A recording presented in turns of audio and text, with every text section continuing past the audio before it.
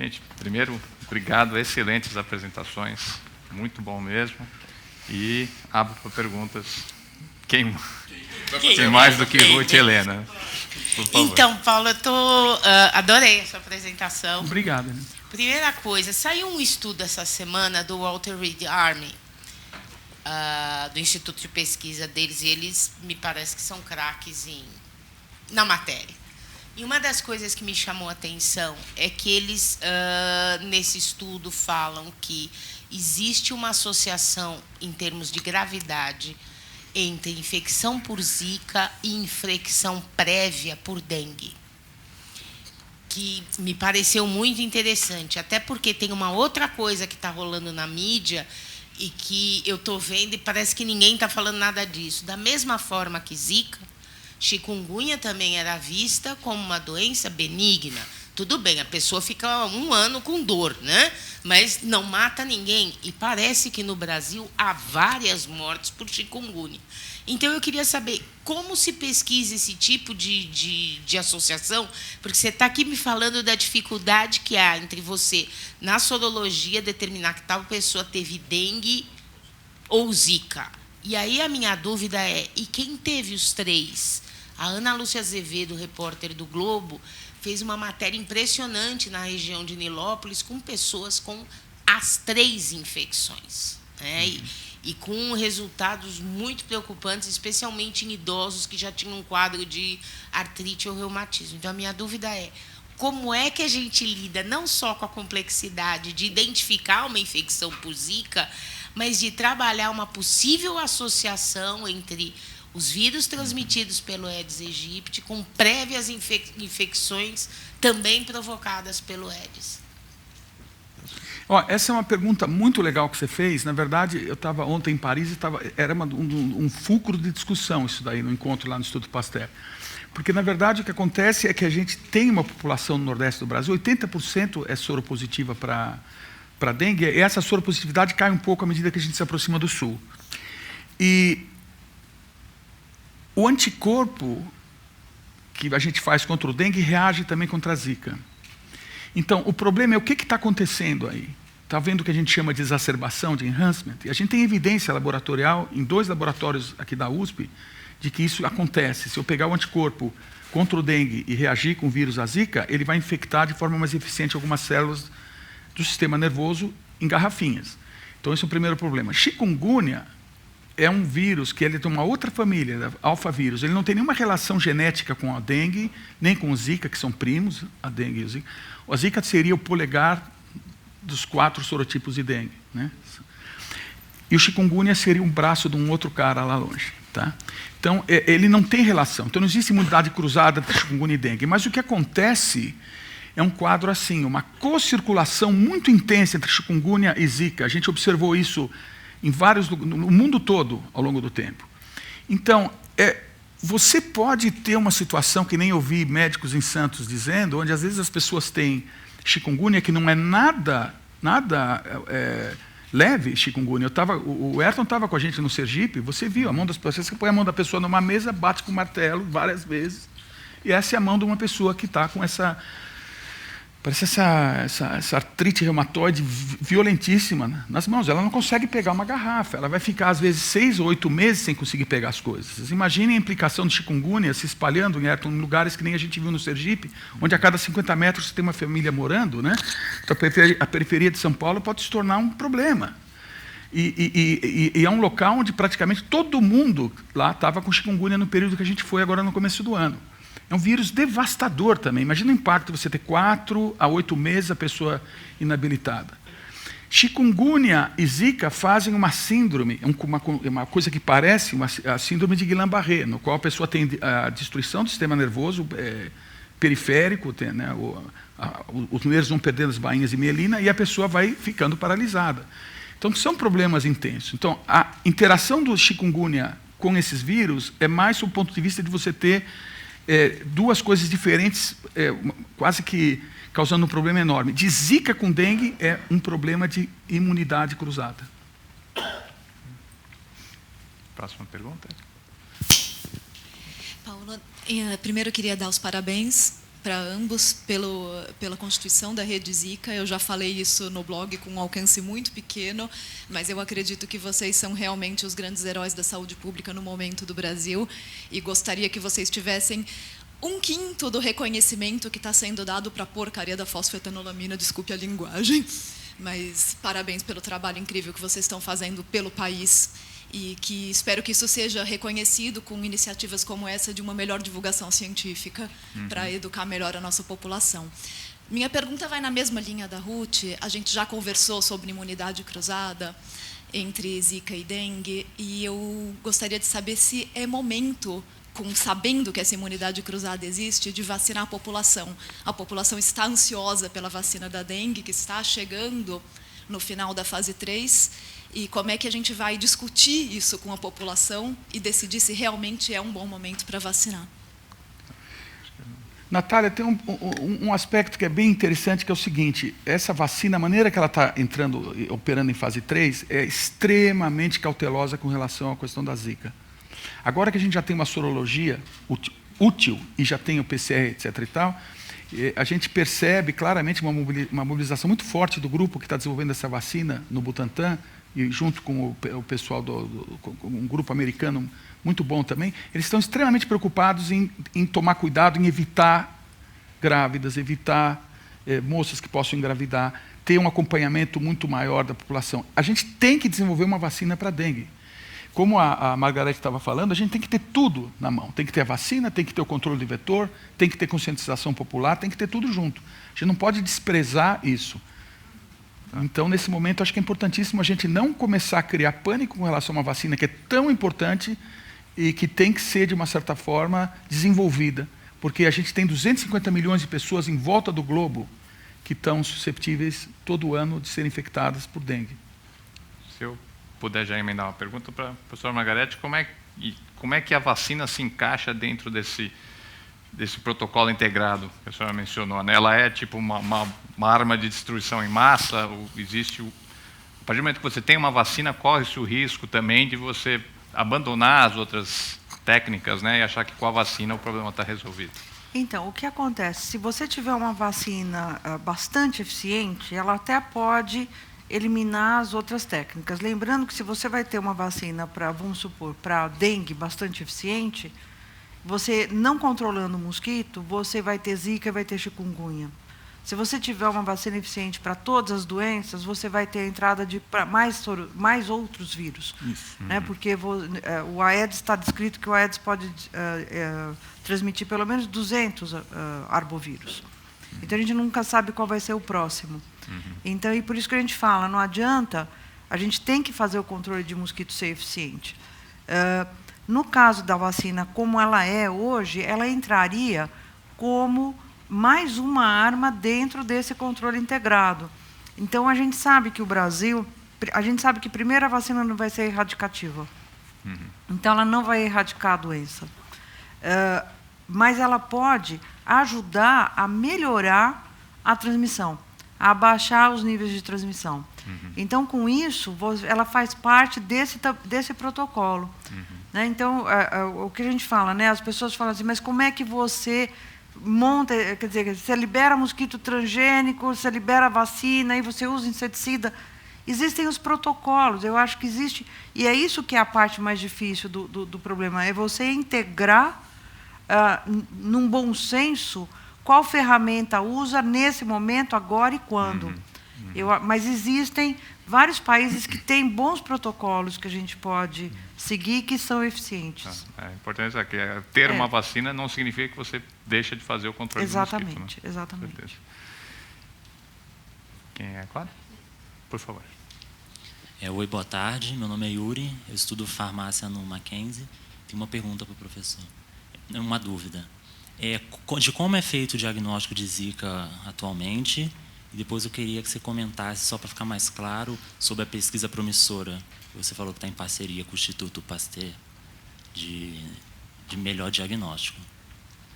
Essa pergunta é para mim? Tá. O diagnóstico de Zika ele é feito basicamente utilizando uma técnica de PCR. Ou seja, você vai tentar detectar o genoma do vírus. Isso é o que é canônico estabelecido. O problema dessa técnica é que você só vai detectar o vírus um período muito curto de dias, né? O teste sorológico ele tem a vantagem, eu posso saber se a pessoa foi infectada recentemente, ou há 2, 3 anos atrás, ou 5 ou 10. Então, a necessidade de um teste sorológico eficiente é crucial nessa história toda. Porque eu posso estar numa situação onde eu não tenho mais vírus, mas eu fui infectado, né? Então, a moça grávida que está entrando em acompanhamento, se você fizer o PCR, você pode ter sorte de achar o vírus nela. Mas se você não achar, não significa que ela não foi infectada. Então, agora vocês estão percebendo a importância disso. Outro problema crucial de testes, de uma maneira geral, é a questão da gente ter o falso positivo e o falso negativo.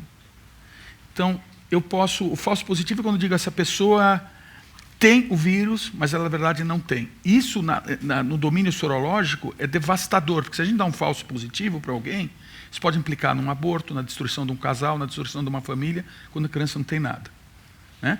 Falso negativo é um pouquinho menos problemático, porque você fala, olha, você não tem, mas, na verdade, lá pelo 7º mês, você vê que a criança está com microcefalia, e mais para frente você percebe que tem alguma complicação, e a coisa se observa pela manifestação no feto. Mas então a sorologia hoje em dia é crucial, os dois são letais, os dois têm que ser consertados. Mas o grande problema é essa coisa que foi colocada aqui de você estar detectando ao mesmo tempo Zika e dengue e cosleagem com febre amarela, com West Nile, com St. Louis, com qualquer outro flavivírus. Então, esse desenvolvimento que está sendo feito aqui no ICB pelo grupo do Luiz Carlos Ferreira, junto com o pessoal de Paris e junto com o pessoal da Fiocruz, do IFF, o Zilton Vasconcelos, é crucial, porque a gente vai tentar validar e, principalmente, perceber onde é que estão os níveis de sensibilidade desses testes. Isso é crucial para a população brasileira inteira. Vai dar aquilo que o Fernando Rainer, que outro dia estava comentado no jornal, que a gente não conhece os denominadores, né? Então, a gente tem que saber quantas pessoas já foram infectadas. Se eu não tenho denominadores, eu não tenho nenhuma das razões que podem ser úteis para eu estimar risco. Então, eu não sei quanta gente foi infectada, qual o risco de uma pessoa que foi infectada, uma mulher que foi infectada, grávida, ter uma criança com microcefalia.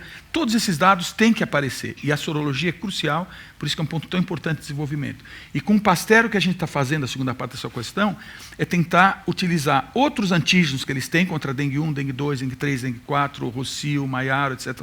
Um painel para, no contexto desse painel, ver como é que estão as reatividades em relação ao nosso sinal de Zika, para saber como é que a gente vai agora se comportar com relação à variação desse sinal de Zika, que é crucial para dizer se a pessoa foi ou não infectada. Ok. Oi, boa tarde. Eu sou Juliane, da comunicação do ICB. Ontem, curiosamente, eu recebi uma ligação de... O nome dele é Rafael, ele é de Goiânia. Ele queria entender melhor as formas de transmissão do Zika. Ele perguntou, tem o mosquito, a gente sabe, mas e por relações sexuais? É possível ou não ser infectado por Zika? Tem estudo em andamento sobre isso? Você pode falar um pouquinho melhor para a gente, professor? Ou a professora Margarete?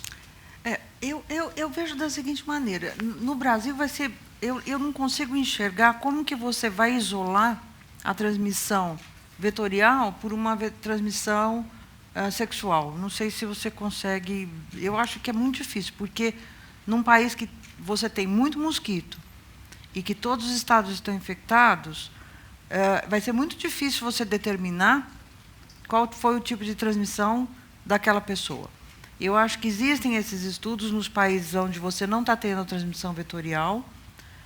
No Texas já foi mostrado, acho que pelo menos 3 casos, não é isso? 3 casos.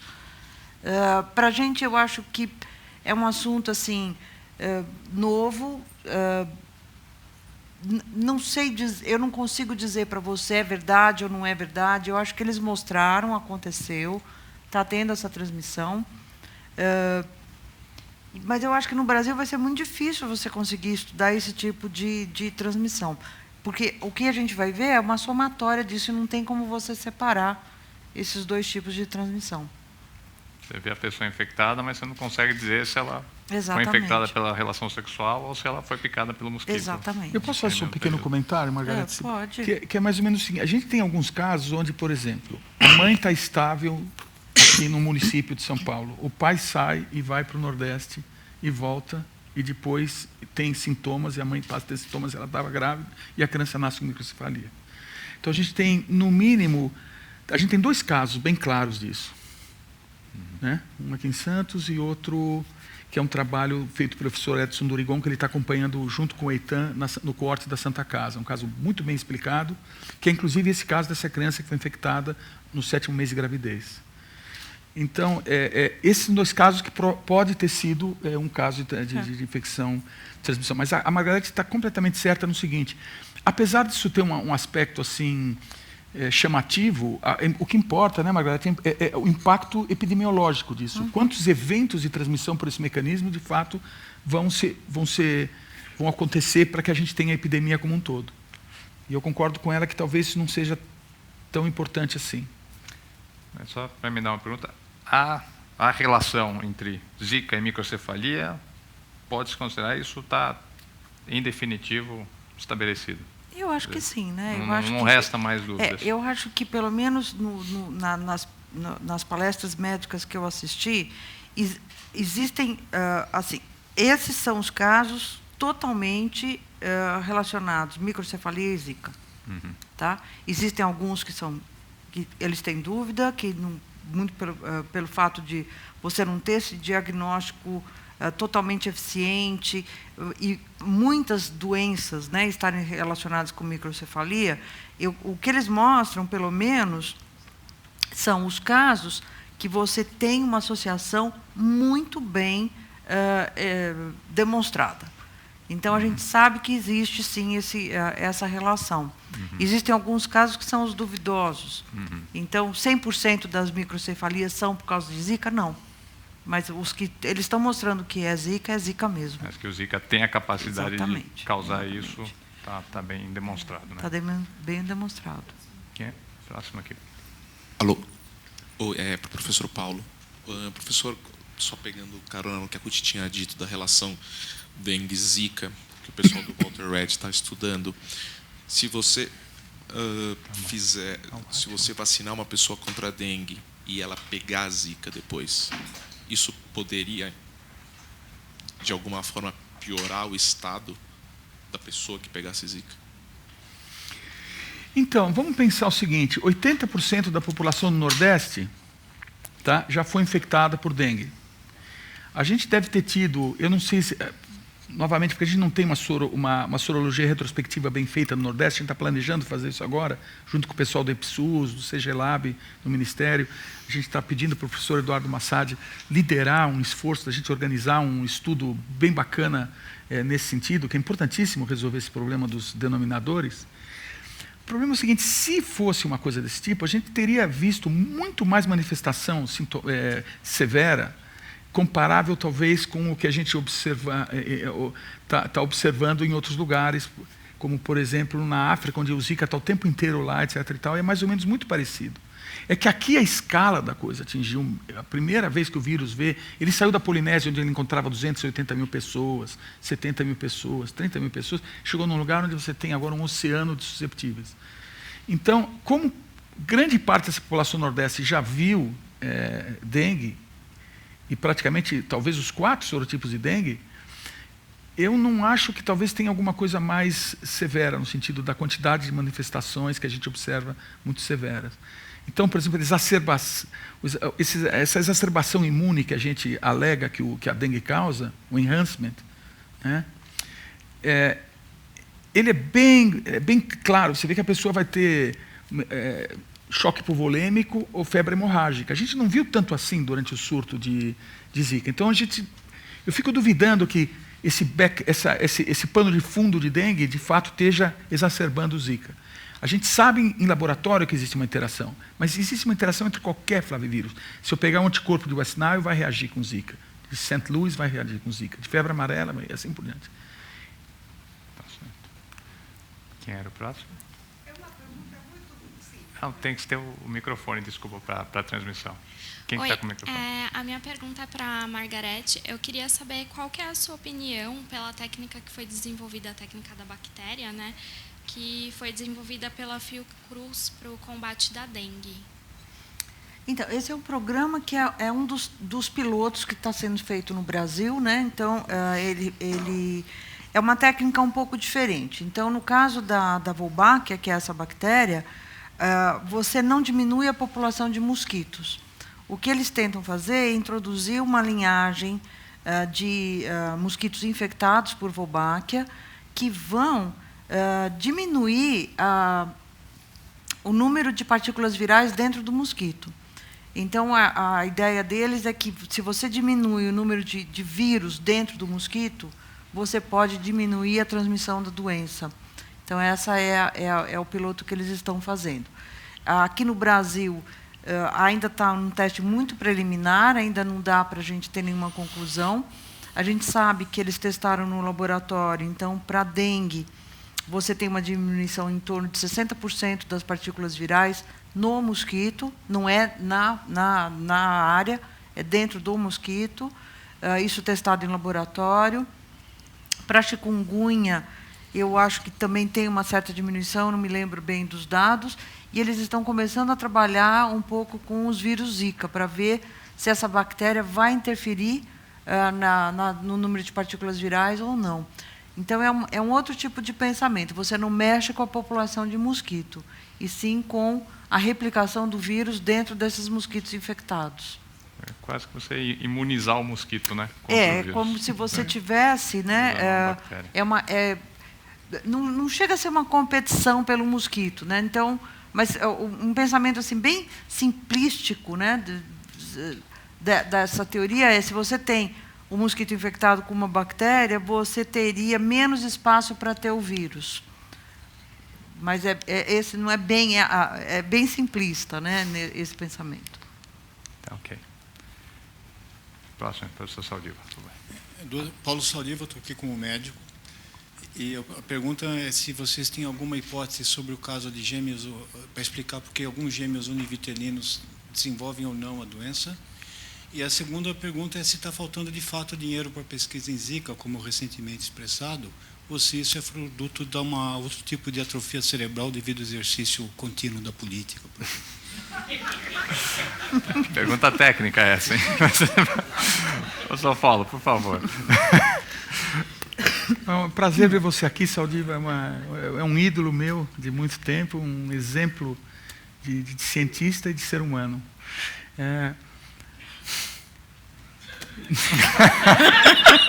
Fazer uma pausa para o comercial, talvez.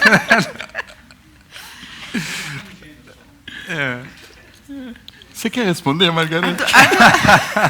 A do Gêmeos, acho que ele pode ter mais informação. Bom, eu te falo alguma coisa do Gêmeos. Quem está trabalhando com isso e está fazendo um trabalho bacana, porque tem toda essa questão de...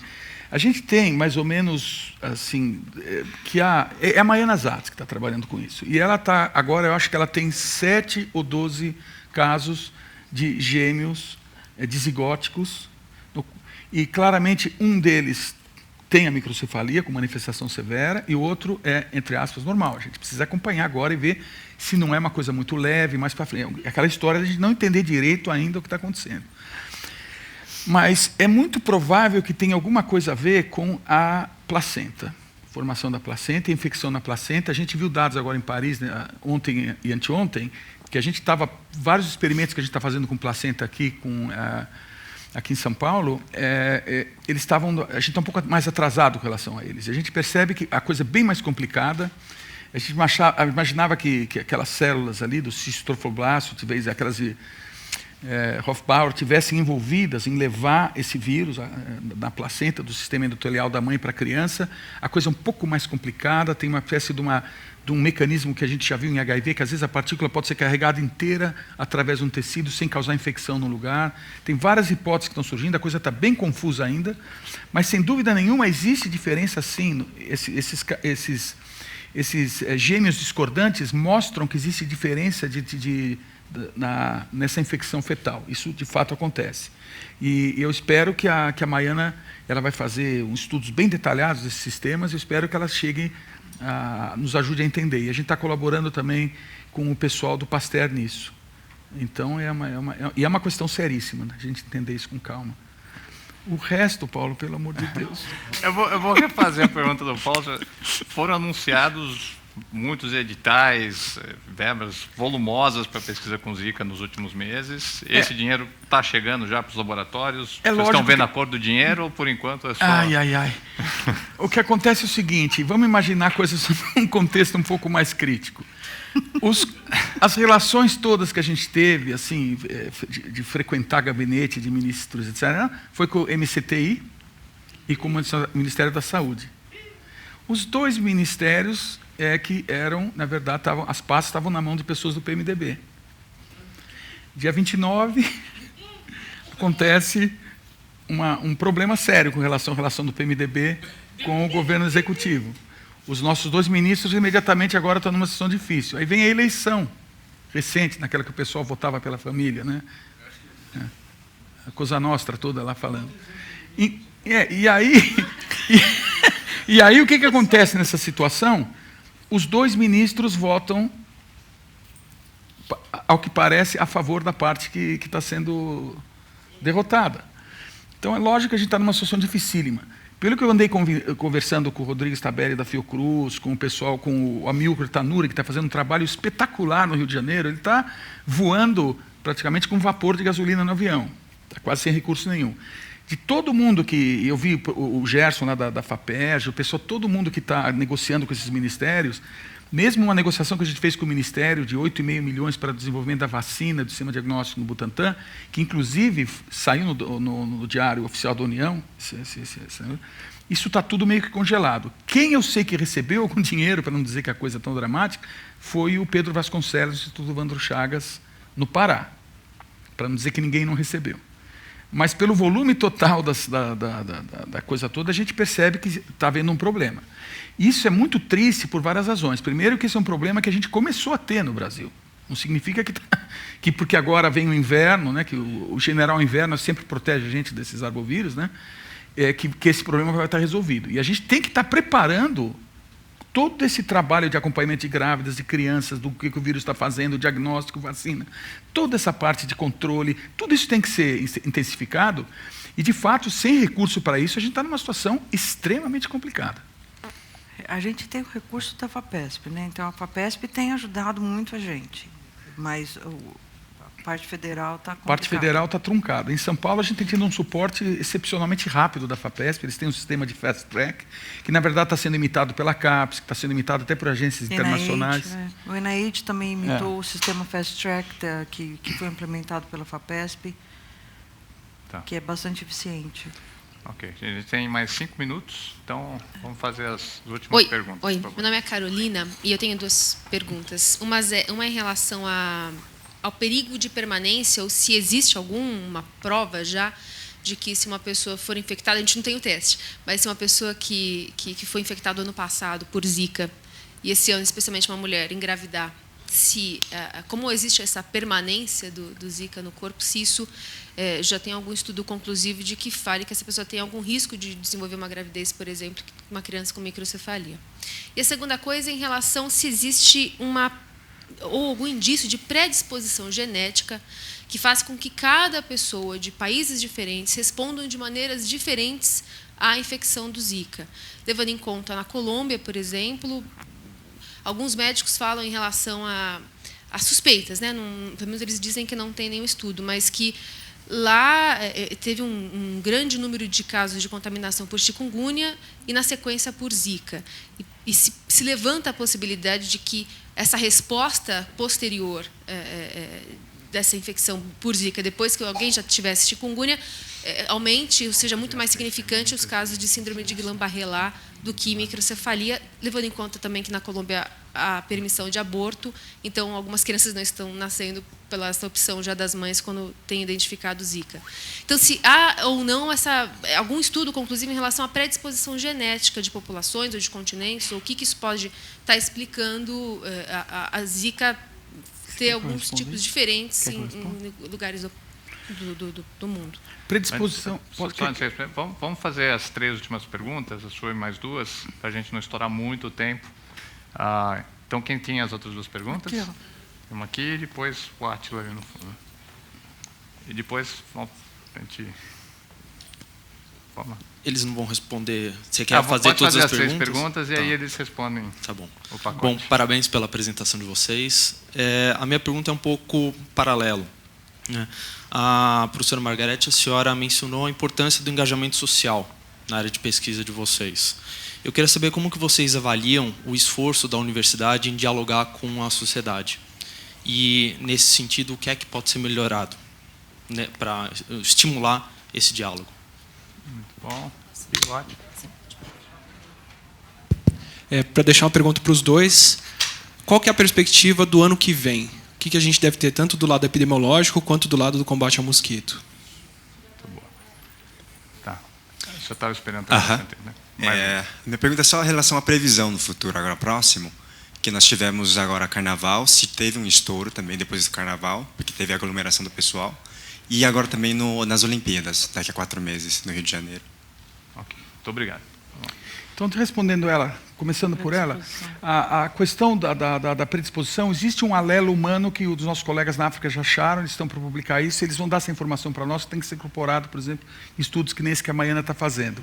A questão na Colômbia é um caso muito difícil de comparar conosco, na Colômbia a notificação é muito mais eficiente.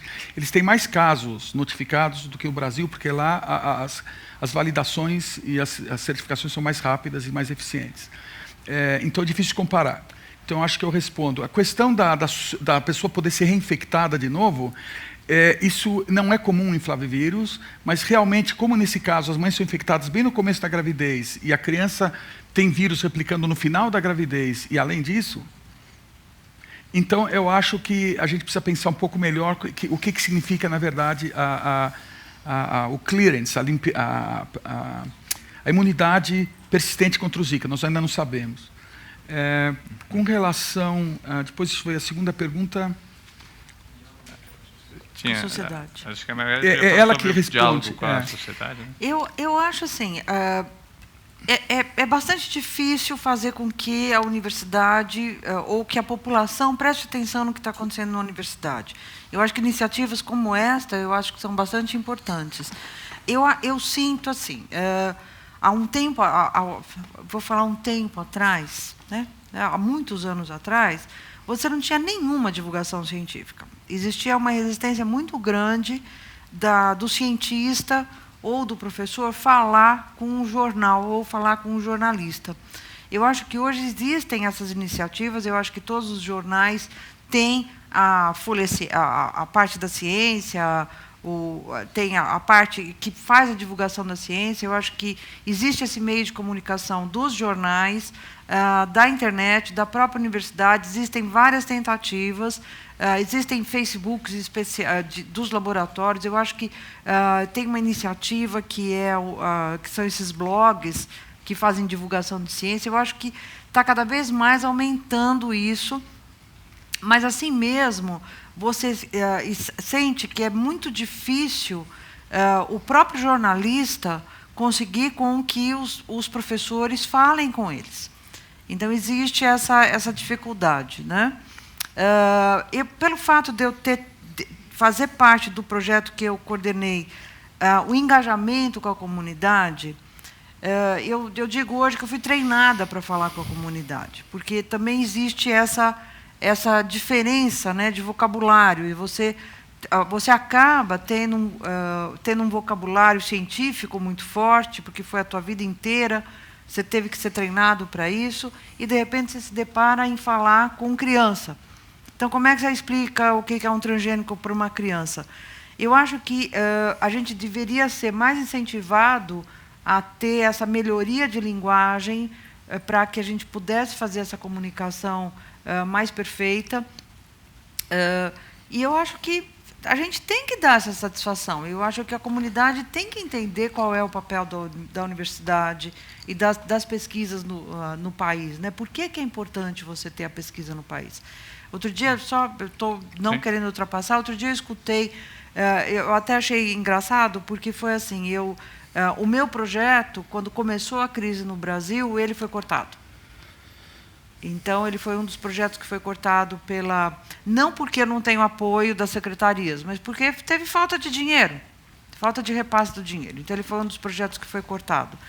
E aí eu falei, lógico, numa crise no país, a gente corta o projeto. E aí uma pessoa falou assim, que nas piores crises pós-guerra da Alemanha e do Japão, o que eles incentivaram foi a pesquisa. E que por isso que hoje eles são as grandes potências que eles são hoje. Então, para mim foi até uma... Eu falei, nossa, nunca tinha visto isso. Então, a gente acha, né, que se o país está em crise, o que você corta são os supérfluos, né, e o supérfluo entraria... A pesquisa, ela é um supérfluo. Me foi dada uma visão completamente errada, né? Eu estava completamente errada. Na verdade, a pesquisa é toda a base do país, né? Então, eu acho que é isso. Perfeito. E as últimas perguntas eram o futuro, né? O que a gente espera para o ano que vem, e relação à Olimpíada e Carnaval esse ano. Eu acho assim, eu gostaria muito de ver a parte do controle sendo realmente implementada, esses protocolos todos que eu apresentei, sendo implementados durante o inverno, que é onde você combate realmente o mosquito, né? O mosquito você combate quando ele está em baixa, não quando ele está em alta. Lembrando, novamente, o general da guerra, né? Então, é muito mais fácil você matar 1000 soldados do que 1 milhão. Então, esse é o momento que você realmente implementa esses protocolos todos, que é a prévia para quando vem a chuva. E lembrando que Nordeste não tem inverno, né? Então, a gente ouve muito falar que em São Paulo vai ter essa queda, vai ter, a gente sabe que vai ter, mas no Nordeste não tem toda essa queda, não. E a Olimpíada, seguramente o atleta acho que não vai pegar nenhum Zika, né? Eu acho que vai ser o turista que pega. O atleta vai estar bem protegido. E, Paulo, para o ano que vem, como é que o Ciência tem que se preparar aí? Átila, essa é uma pergunta que todo mundo quer responder, né? A gente sabe que, por exemplo, se a gente olhar o que aconteceu no Nordeste, a gente vai ter provavelmente Zika aqui, que chikungunya também, e dengue. Bom, gente, muitíssimo obrigado pela presença de todos. Mês que vem, sempre na última quarta-feira do mês, teremos mais os Pitocs, sempre com assuntos relevantes como esse, e com pessoas tão boas aqui quanto o Paulo e a Margarete. Obrigado pela presença de vocês e até a próxima.